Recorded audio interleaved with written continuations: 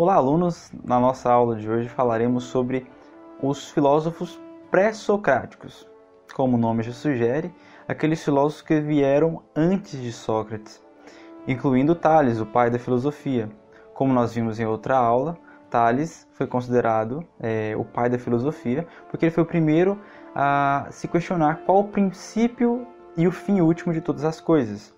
Enquanto outros estavam preocupados com isso, com aquilo, com a origem disso ou com a origem daquilo, Tales se preocupava com o princípio e o fim último de todas as coisas. Não obstante ser matemático, ser astrônomo, inclusive Tales teve uma morte horrível, ele caiu numa cisterna ao observar as estrelas. Então, que pena, né? Imagine você observando as estrelas e de repente, puf, morre. Enfim, mais tragédias à parte, os filósofos da physis, o que é physis? É a palavra grega para natureza. Os filósofos da physis se preocupavam com o universo, com os fenômenos cósmicos, com os fenômenos do universo, da natureza. Então, eles estavam pautados com isso. Eles queriam saber, inclusive eles aplicavam o princípio das coisas, o princípio primeiro das coisas, a alguns elementos da natureza, como água, ar, ao fogo mesmo. Tales teve um discípulo chamado Anaximandro de Mileto, um nome bem interessante, Anaximandro, que compartilhava dos mesmos pensamentos que ele. Então, Tales morou um certo tempo no Egito e observando o rio Nilo, que é o rio que corta o Egito, o maior rio do mundo, que dá nutrição para as terras, as margens, né, que ladeiam o rio Nilo, ele percebeu que da água procedia a vida. Então, onde existe água, existe vida, e todo ser, de alguma forma, contém alguma quantidade de água. Então, ele partiu para a ideia de que a água é o princípio de tudo. É o princípio gerador de tudo. É a água. Porque ela está ligada aos processos da vida. E também Tales foi o primeiro a desenvolver um termo chamado arché, ou arché, em grego, que significa princípio, que é aquilo que permite mudança na aparência, mas que mantém a essência, o que a coisa é. Então, o princípio, o arché de tudo que existe, segundo Tales, é a água. Prova disso? Os estados físicos dela. A água fica no estado líquido, no estado gasoso e no estado sólido, que damos o nome de gelo. Continua sendo água. Ela muda a aparência, mas a essência continua a mesma. Já o nosso segundo filósofo pré-socrático, Anaximandro de Mileto, discípulo de Tales, ele, claro, pega muito da filosofia de Tales, porém ele diverge um pouco quanto ao arché, ao princípio de tudo. Para Anaximandro, o princípio de tudo não é algo físico, algo, digamos, material, mas algo que não está, digamos, visível, não é palpável. É o apeiron, ou seja, aquilo que é indeterminado, aquilo que não é limitado, aquilo que é indefinido. Então, Anaximandro parte do princípio que seja o apeiron, ou seja, um princípio indeterminado, ilimitado, indefinido, e que garante as mudanças em tudo. Mudanças essas que sejam também infinitas, indeterminadas, ilimitadas, como que num ciclo infinito de mudanças. A água, por exemplo. A própria água serve de exemplo para esse ciclo, a água da chuva. Nós a utilizamos, ela é tratada, a água é tratada, nós a utilizamos, ela é descartada, ela vai para a natureza, se evapora, sobe para as nuvens, desce, nós reutilizamos. Então isso é um ciclo infinito, segundo o pensamento do Anaximandro. O nosso outro filósofo pré-socrático é o Pitágoras. Pitágoras nasceu em Samos em 571 aproximadamente antes de Cristo. Para Pitágoras, que era matemático, astrônomo, ele mexia também com a geometria, além de ser filósofo. Para Pitágoras, o princípio, o arqué, gerador de tudo, não era um elemento da natureza, mas era o número. Sim, o número naquela determinada circunstância era um sujeito, era um ser, era algo que tinha existência, que tinha uma natureza. Pois, para Pitágoras, tudo no mundo é quantificável. Em tudo se aplica números. Pois os números já existiam, antes mesmo que o homem os descobrissem através da matemática. Então, para Pitágoras, tudo possui quantidade, tudo é mensurável. Quantos centímetros tem tal objeto? Quantos quilômetros você percorreu? Quantos batimentos cardíacos? Qual a pressão? Quantas ml? Quantos anos? Então, para Pitágoras, o princípio primordial de tudo, ele é o número. O nosso outro filósofo pré-socrático é o Demócrito. Demócrito foi o primeiro a criar, a intuir a ideia da existência dos átomos. Sim, as menores substâncias, as menores partículas que se pode existir, que se pode verificar. Mesmo naquela época, muitos anos antes de Cristo, ele já intuía isso, porque a menor partícula que você não consegue mais dividir seria o átomo. E ele diz que os átomos, eles são partículas do ser, né? Do ser, então, portanto, partículas divinas que se dividiram e estão em tudo, né? Quanto mais densas, mais materiais. Então elas formam tudo que existe de material, de palpável. Quanto menos densas, menos juntas, menos densas. O ar, por exemplo. Então, para Demócrito, os átomos são a origem de tudo. Os gregos não concebiam a noção de vazio. Foi com Demócrito que surgiu essa noção.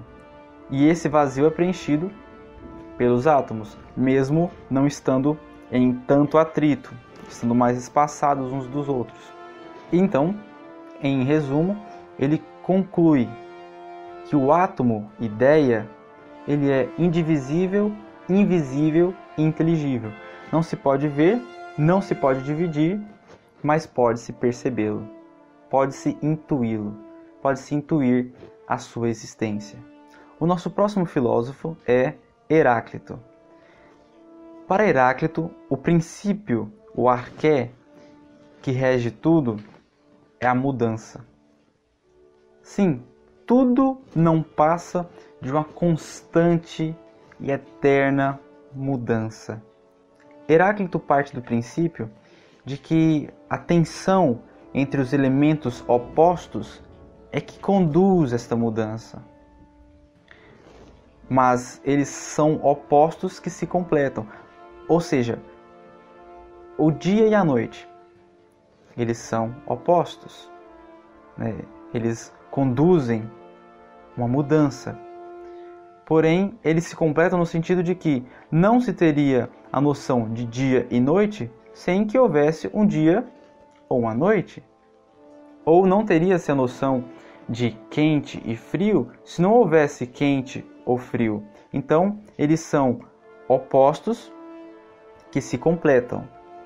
E por estarem em constante atrito, constante tensão, eles produzem a mudança. E essa mudança é contínua. E para Heráclito, a mudança é o princípio de todas as coisas. É o que rege o universo. E ele diz uma frase muito interessante. Ninguém entra no mesmo rio duas vezes, pois quando isto aconteceu, já não se é o mesmo, assim como as águas já são outras. Ou seja, quando se entra num rio uma vez, você é uma pessoa e as águas do rio são aquelas. Quando você vai entrar outra vez, você já é outra pessoa, já está mudado e as águas também já não são as mesmas. As mudanças são constantes no universo e são elas que o conduzem. O nosso outro filósofo pré-socrático é o Parmênides, que, ao contrário do que pensava Heráclito, não via na mudança o princípio de tudo. Muito pelo contrário, ele via na estabilidade o princípio de tudo. Ou seja, para Parmênides, nada muda. Tudo é completamente estável, porque o ser é, segundo Parmênides, e o não ser não é, porque o ser é e não pode não ser, ou seja, as coisas nunca não são. É um pouco complicado de compreender isso, porque, segundo Parmênides, o não ser não existe. Enfim, não conseguimos pensar no não ser, segundo Parmênides. Se eu não consigo pensar no não ser, então o não ser não existe. Vamos fazer um exercício. Pense em um leão que não é filhote. Pense em um leão que não é filhote. Logo nós pensamos em um leão jovem ou adulto, ou mesmo já idoso, com a juba caindo. Pensar em uma coisa que não é impossível. Então, como o não ser não existe, não se pode pensar sobre ele.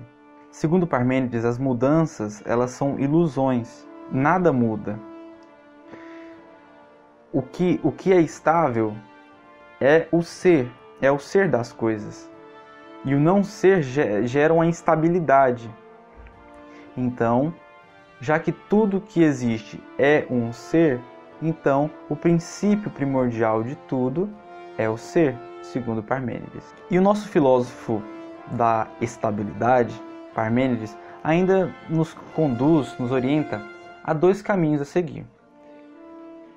Tem o caminho da opinião e o caminho da verdade.